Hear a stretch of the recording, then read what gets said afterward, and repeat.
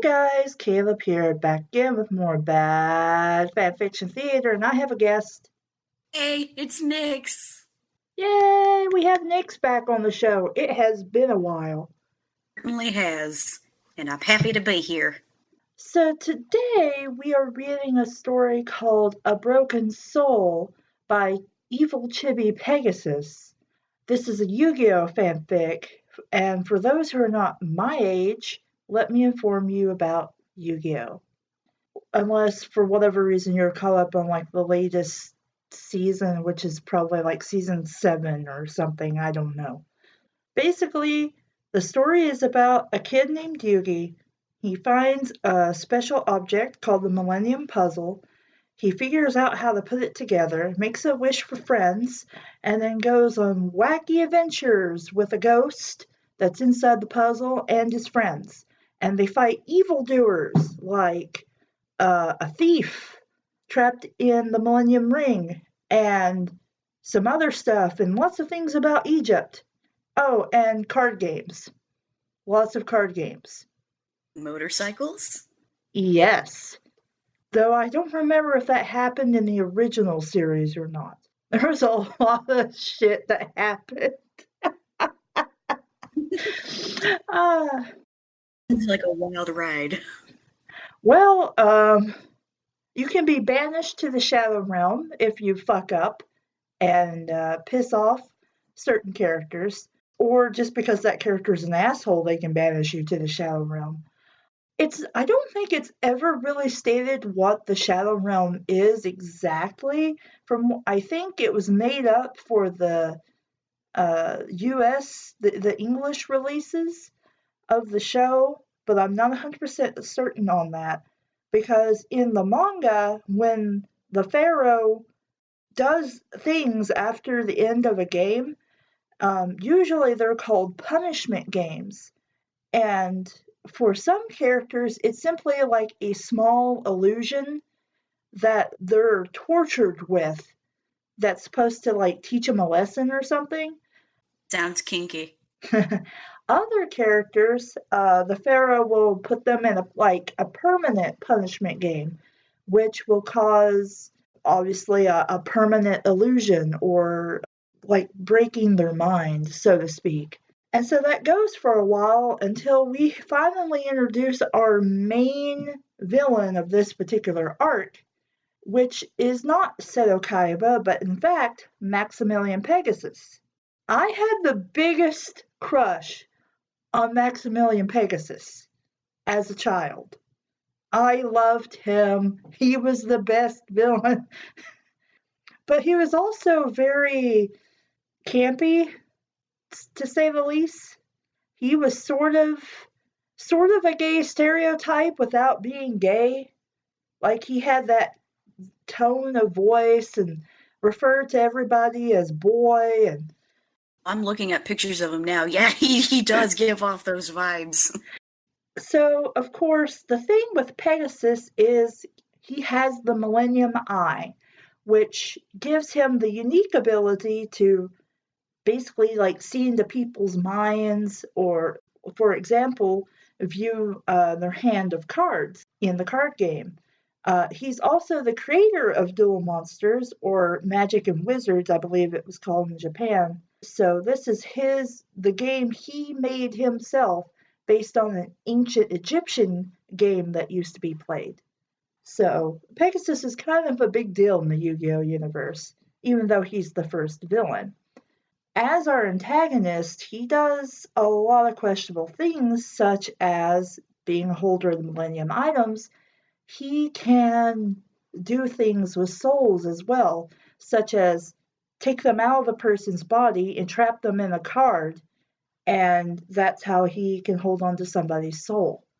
So stuff happens, and Yugi goes to this tournament Pegasus is holding on an island, because that's how crazy rich Pegasus is. He owns his own island and built a castle on it.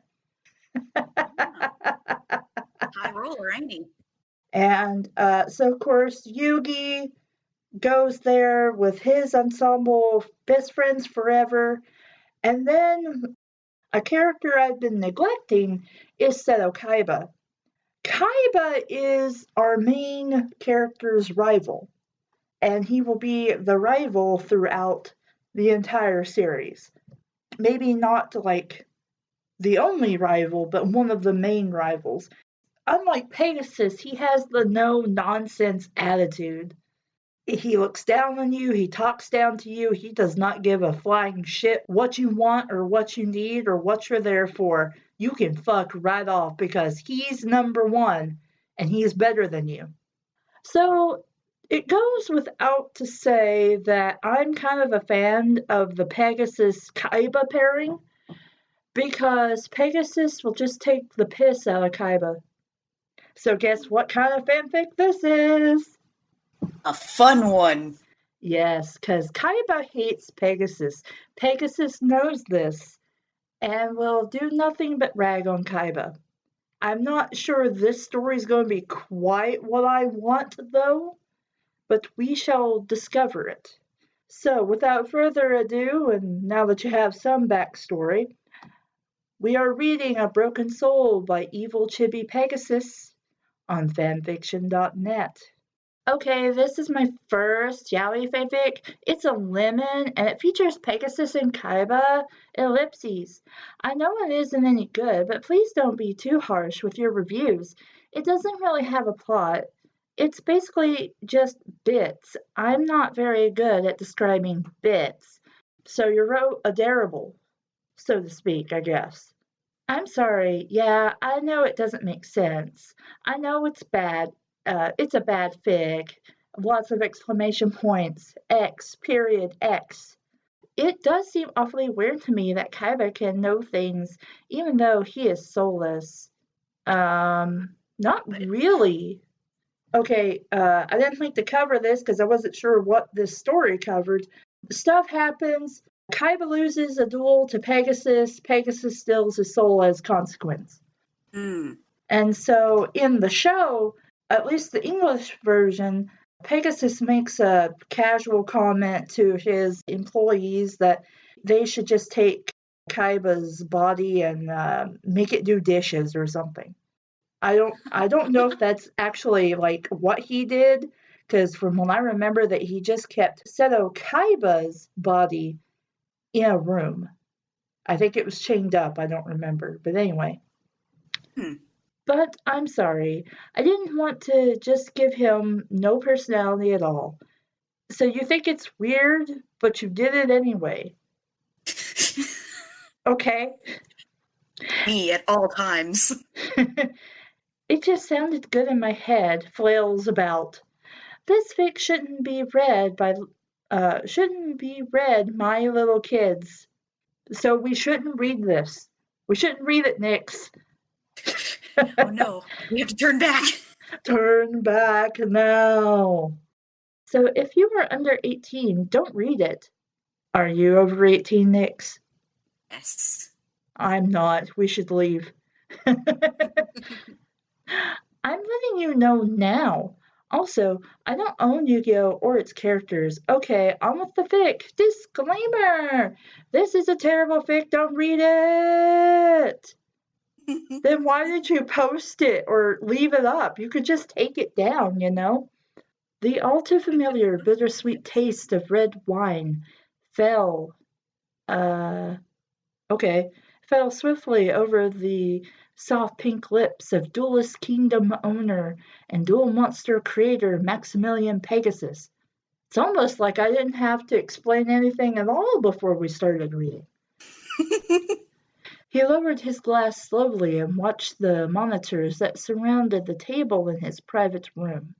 Each one gave him a laugh. On one were the duelists for the tournament, most interesting of all Yugi Muto. Ah, Yugi boy, he said to himself as he sipped his wine. Come save your grandfather, only to lose both your grandfather and your Millennium Puzzle. He finished with a hearty laugh. Pegasus ran a free hand through his long silver herend. Herend. Everybody has a herend. Yes. Focused his reddish eye on the next monitor. With no space. The dungeons. Also no space. Or maybe the space is just super tiny. I can't tell on this monitor. Pegasus snickered rather loudly as he took another drink of his wine and set the glass down on the table. He moved his... Gulls? It's the gulls. It's like Oh, it is, gulls. the gulls. He moved his hand over the table, and amidst the stack of comic books he picked up a single card and held it up to the monitor to compare it to the captive. And Mokuba Kaiba, younger brother to Seto Kaiba. Thank you, author, for explaining this to us, I guess. Whose soul is already under my possession. Yeah, I mean, that's how you got Kaiba there in the first place. Also, missing space is no longer a problem to my taking control of Kaiba Corp, he said as he set the card back down and picked her up his wine glass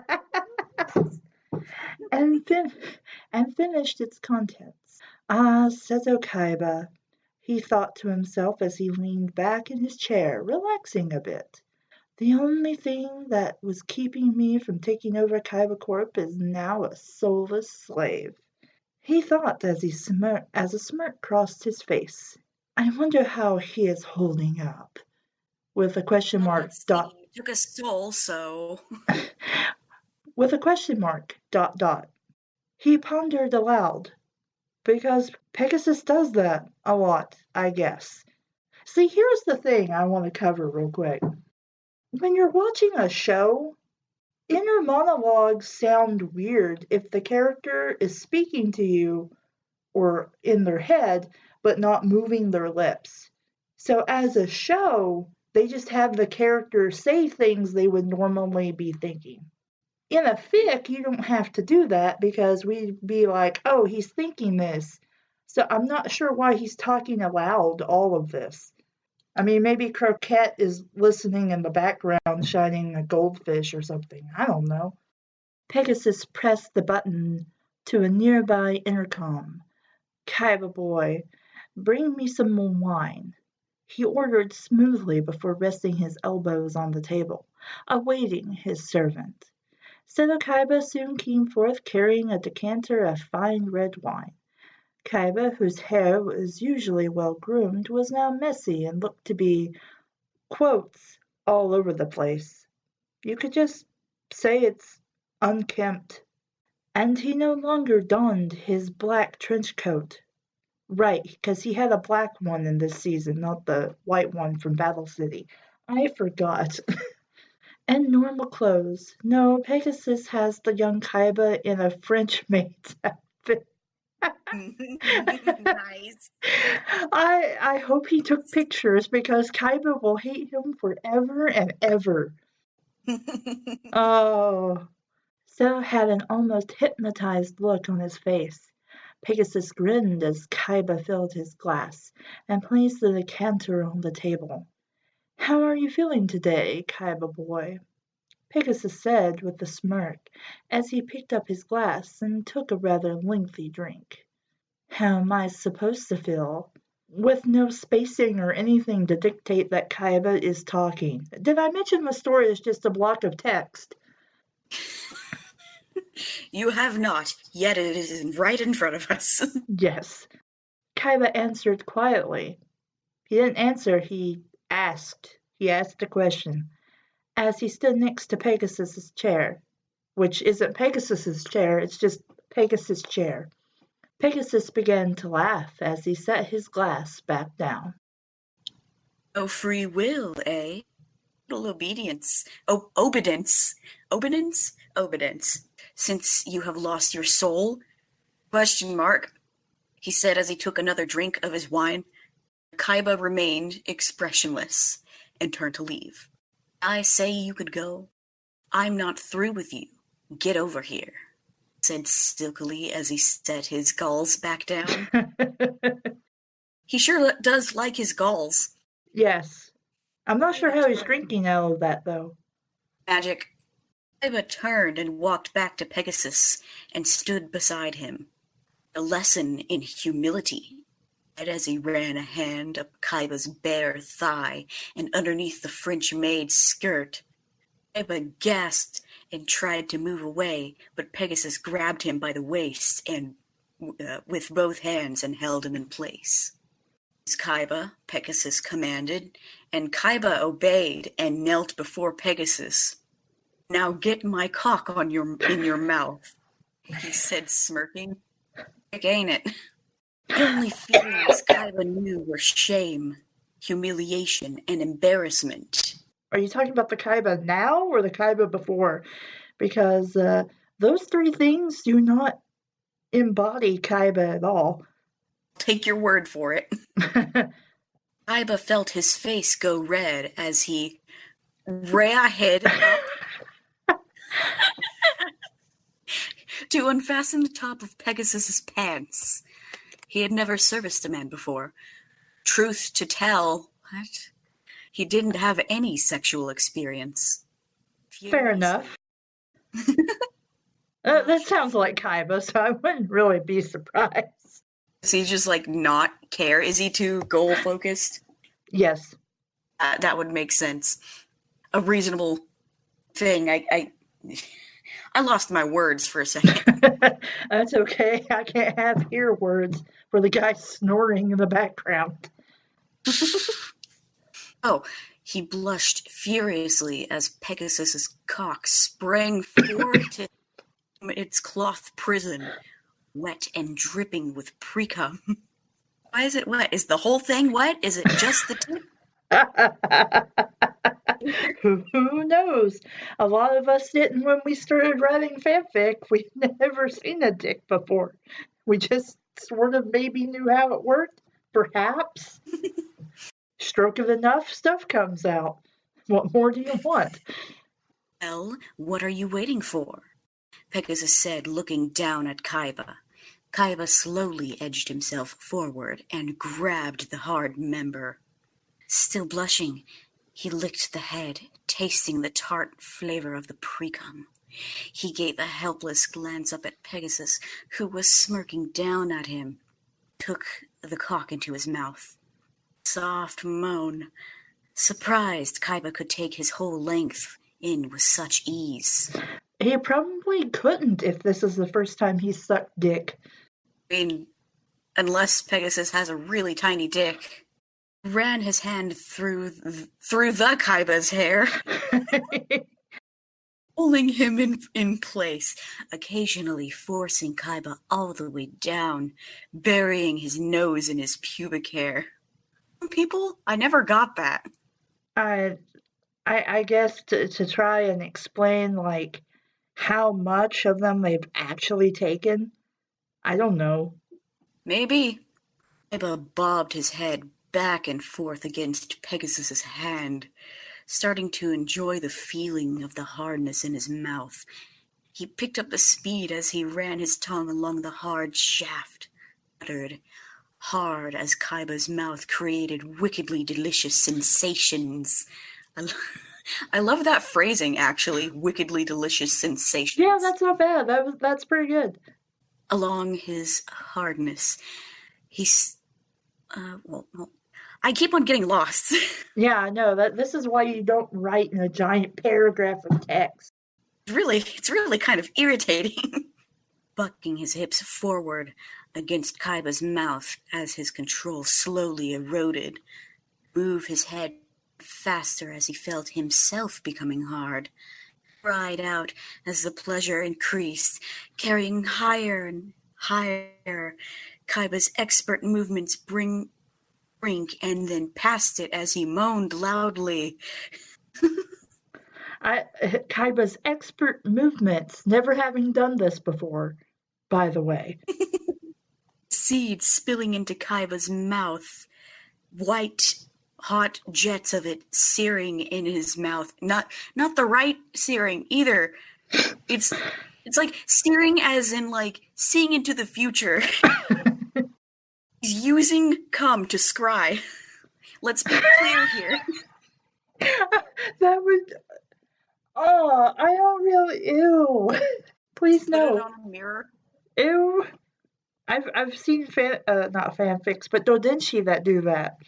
So Not weird. scribe with semen, but like put it like have the guy come on a mirror or something. I don't get it.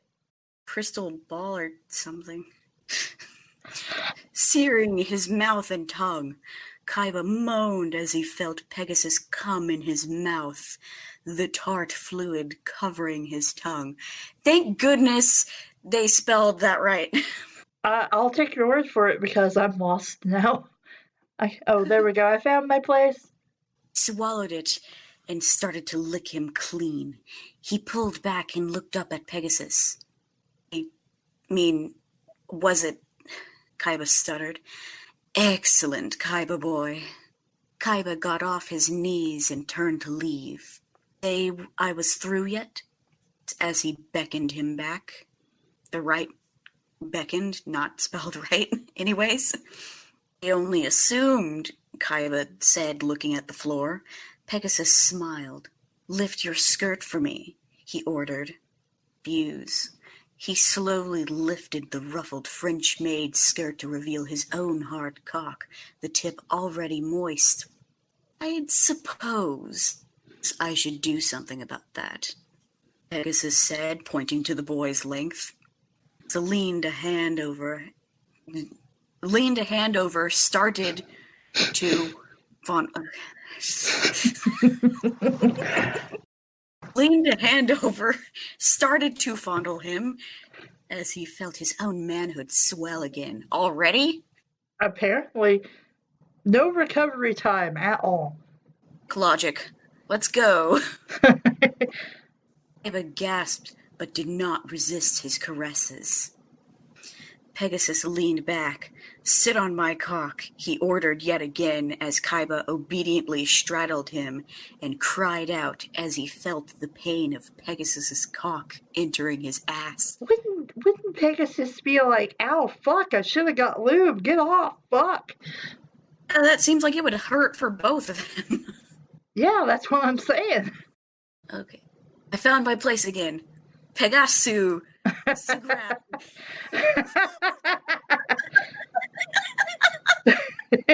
Pegasus grabbed. Grabbed him tight and ran a hand up Kaiba's skirt. Pegasus!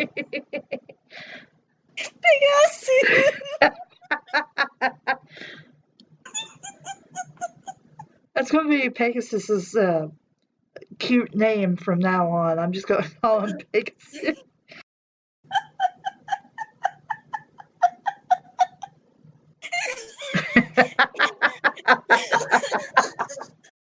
It's always the tiny things that get me. So grabbed him tight and ran a hand up Kaiba's skirt.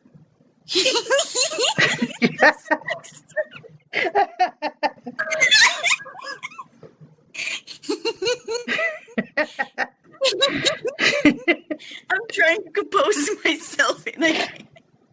It's okay. It's okay. He cried out as his kick.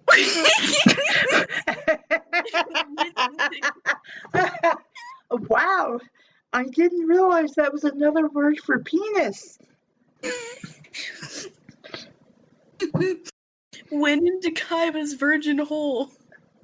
The tightness felt like heaven. No, it wouldn't. You would be upset because you didn't lube him. You didn't prepare. You just did a thing. Pegasus. The tightness felt like heaven. Out his hands on Pegasus's shoulders to support himself. Now ride me, Commander said in breathy grunts. Now ride me. Through the pain of the intrusion, Kaiba began to ride him, trying to adjust himself. As lean as his head back and moaned. Harder, he commanded, and almost instantly Kaiba moved faster and harder on him, causing him to lose his length deep within himself. Oh no, he better like stop and try to recover that.